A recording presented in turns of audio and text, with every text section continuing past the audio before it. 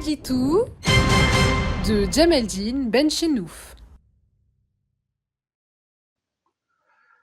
Salam alaikum, Azulfilaoun. Bonsoir. Pythagore est surtout connu pour son fameux théorème, le théorème de Pythagore. Mais il a été bien plus que cela. Un génie effervescent, un surdoué, comme l'on dirait aujourd'hui. C'est le premier, il y a environ 2500 ans, qui avait prononcé pour la première fois le mot de philosophe et qui lui a donné le sens qu'il a aujourd'hui. À la même période, Pythagore se déplaçait dans les cités les plus prestigieuses de la civilisation grecque et on disait de lui qu'il y allait pour guérir, non pas les gens de leur maladie, mais l'esprit de la cité, la morale de la cité. Il dispensait un enseignement très subtil pour une prise de conscience politique collective. Depuis les tribunes et les agoras d'où il s'exprimait sur ces questions, il apprenait de profondes réformes morales.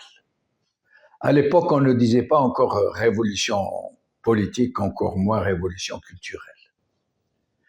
Il exhortait ses auditoires à prendre conscience de la déchéance et du ramollissement des mœurs, de la nécessité pour eux d'instaurer un système de valeurs morales fortes, que le citoyen devait être imprégné dès sa naissance, tété au sein de sa mère, ce qui devra conditionner sa façon d'être et son mode de vie, pour refonder toute la société et créer une atmosphère d'harmonie sociale. L'harmonie étant pour Pythagore non pas une fin en soi, mais l'aboutissement d'une synergie, une alchimie vertueuse produite par l'être collectif.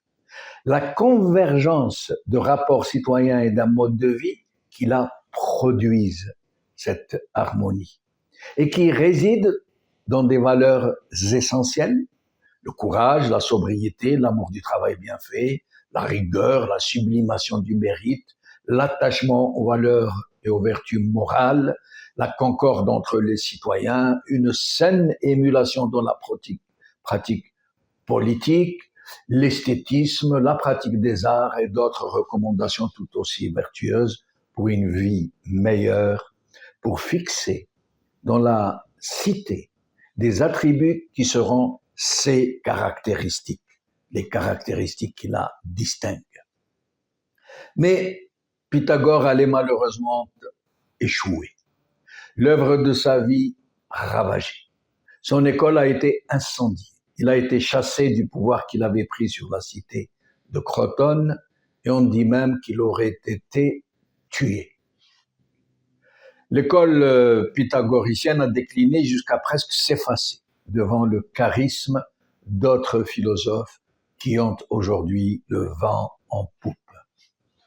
Mais, sans le savoir peut-être, les sociétés les plus vertueuses d'aujourd'hui, non pas celles qui reposent entièrement sur le consumérisme et le conditionnement des masses, mais celles émergentes, comme certaines sociétés scandinaves, semblent découvrir les vertus essentielles du pythagorisme, sans le nommer, sans le savoir, et la nécessité incontournable pour elles d'instaurer un système politique harmonieux, le maître mot de Pythagore. En fait, à travers ce lumineux exemple de Pythagore, je voulais surtout dire que l'avenir des nations ne réside pas seulement dans la croissance économique, encore moins dans le roulage des mécaniques militaires pour impressionner son propre peuple ou les voisins, encore moins dans la subversion et la corruption de masse. Non. L'avenir des nations est dans la vision de leurs élites, dans leurs efforts à éclairer la route de leurs peuples respectifs, pour les engager dans le seul chemin qui vaille, celui de cette harmonie sociale dont avait rêvé Pythagore, où seront sublimées les plus belles vertus de l'homme, où l'aube de chaque jour sera une promesse de joie, où la justice ne sera plus un vain mot, où l'humanité et la solidarité seront le socle de la société, où la sobriété heureuse, pour reprendre autant Pythagore que Pierre Réveil, où la société heureuse serait à elle seule un mode de vie et une attitude citoyenne responsable. Nous en sommes malheureusement très loin, à tout point de vue. Nous en sommes d'autant plus loin que nous avons procédé d'un cheminement à rebours. Au sortir de notre longue nuit coloniale, nous avions tout ce qu'il nous fallait, de vertu, d'enthousiasme et de rêve, pour marcher tous ensemble vers des lendemains radieux. Mais des forces mauvaises nous ont enchaînés.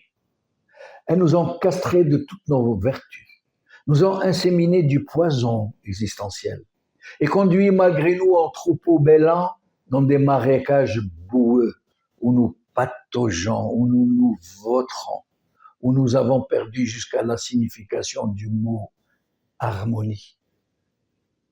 Pourquoi? Comment? Ce sont des questions auxquelles il faudra un jour répondre.